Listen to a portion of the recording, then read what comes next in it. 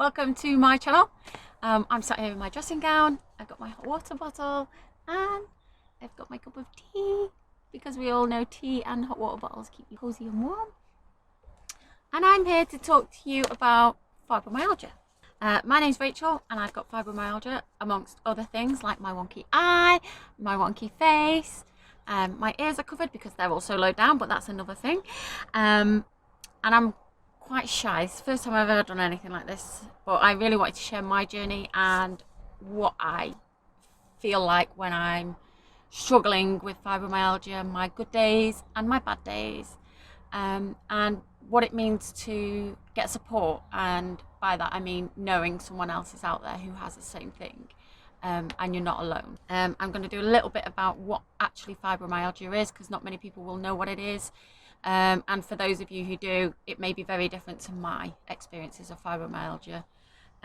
It is a chronic pain condition. It means it's long term. It's never going to go away. Some days are going to be worse than others.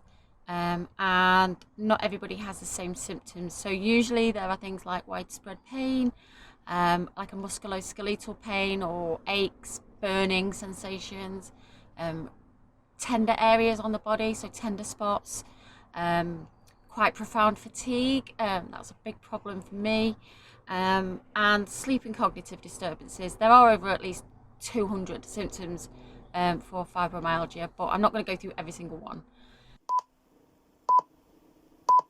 Just having a little tea break. Aeroplanes going over. Just be a minute. Cheers. Nice. What? You can carry on now.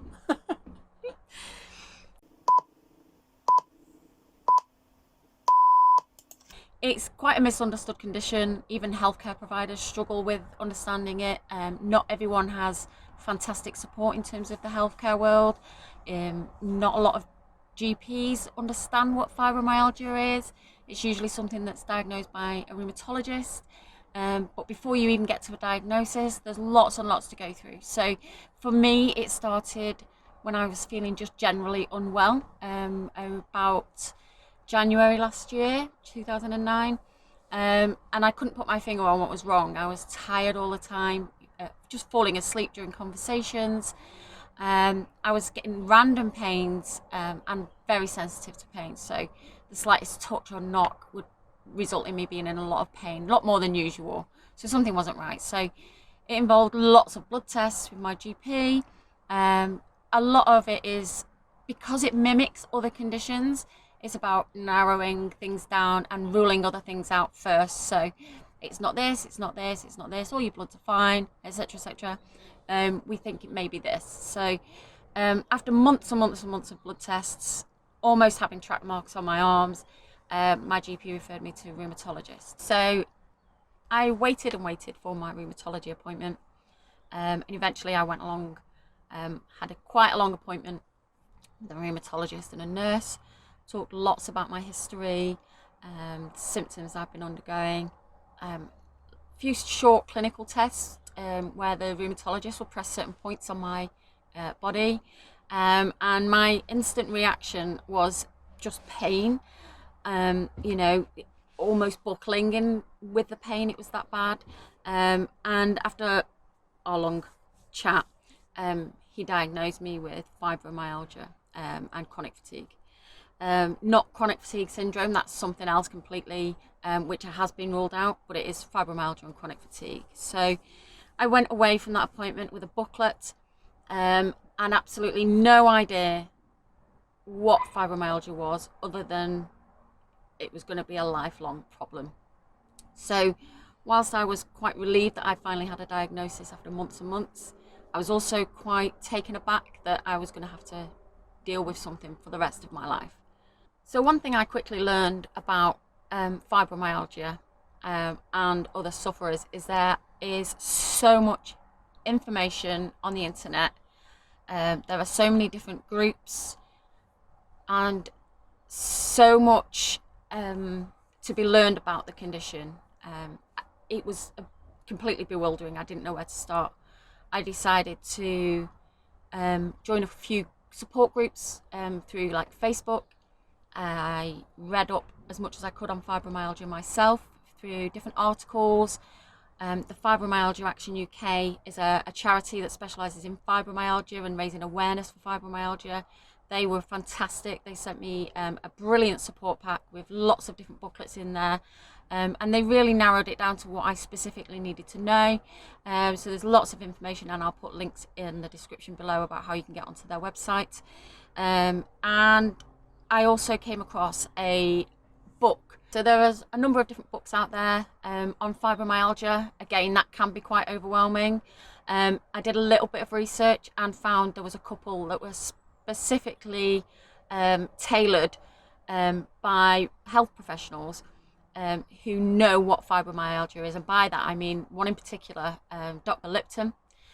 She was diagnosed with fibromyalgia as a medical student. She's dedicated her whole life to fibromyalgia, solely fibromyalgia. She has a clinic that specialises in fibromyalgia, albeit it's across seas. So I decided to get her book. And I got it quite early on after my diagnosis. And upon reading it, I immediately felt like I wasn't alone. It was like reading what was in my mind. There was lots of things in there that I understood, I could relate to. And I found it really beneficial, and I read it very, very quickly, and I'll still dip into it now. And I'm almost to the day, a year after my diagnosis. I would be wary of some support groups that are out there on the internet, because a lot of support groups can be a little bit pessimistic, and you do go through a grieving process when you are diagnosed with any kind of long-term condition. So this is not just for fibromyalgia, but when someone tells you you're going to have something for the rest of your life, it takes a lot of adapting. So having to adjust to what your new normal will be, having to grieve for your old self, and that is a difficult process to go through. I also have depression and anxiety, and it made those much, much worse. Having moments of complete despair where you don't feel that you can carry on because you're no longer able to do things that you once were able to, it's really difficult. It's really hard to accept that, and I still struggle with the acceptance. I'm not saying that I'm there yet, and I wish I didn't have fibromyalgia. I wish nobody had fibromyalgia. It's completely crippling at times. But it is what it is, and I have to try and deal with the moment that I'm in now, and what I need to do to prepare for things that I do want to do, and how I can live as normal life as possible as another aeroplane goes past.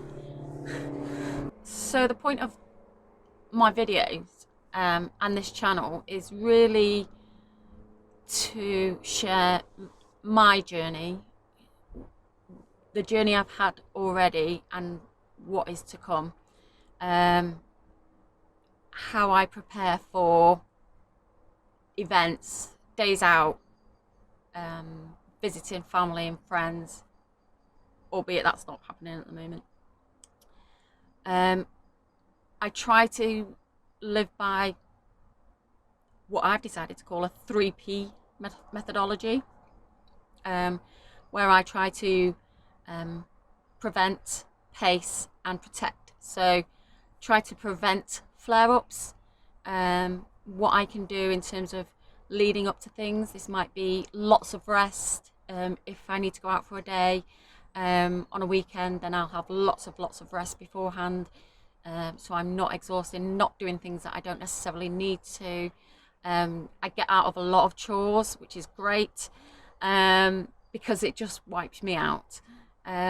Pacing, so always trying to do some kind of movement, and again I'll talk to you more in depth about what I do, and what current treatment I'm trying, and then also to protect myself, so what I can do afterwards to protect myself. So that may be like I am now, in my dressing gown with my hot water bottle, wearing comfy fluffy socks, all things like that. So I'm going to go through lots of different things as I go through my journey, and hopefully you'll join me each time. to go back a little bit on what fibromyalgia is itself, it's such a complex condition. Nobody will have the same set of symptoms at exactly the same time. I've worked with people who've got fibromyalgia. I've met people who've got fibromyalgia. I have family that's got fibromyalgia, and everybody is different. Every single person is different.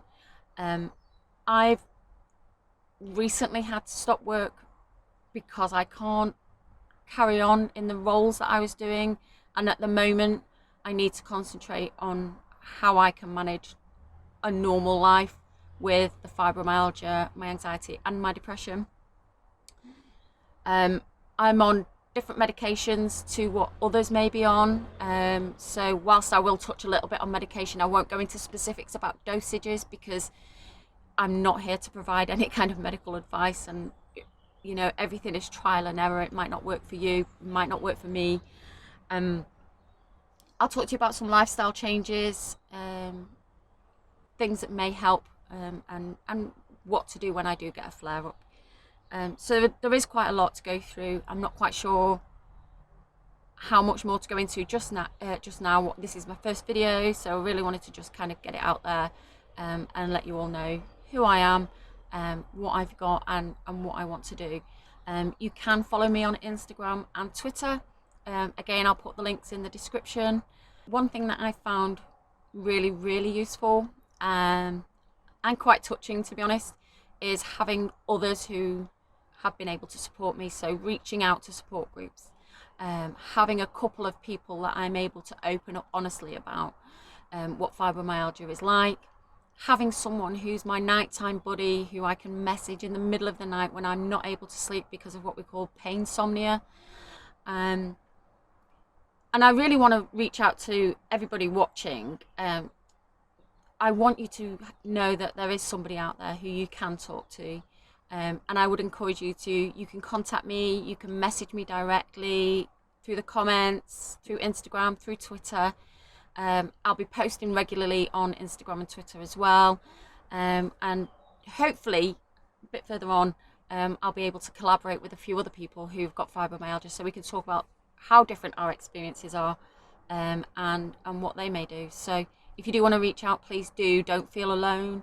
So yeah, please contact me. So if you like or relate to what you've seen today, please like my video, click subscribe and the little notification bell so you know when I'm going to be back on. I'm going to try and do these as regularly as possible because it's really important for me to have an outlet, and for others to know that they're not alone. So please like and subscribe. Gentle hugs and peace out.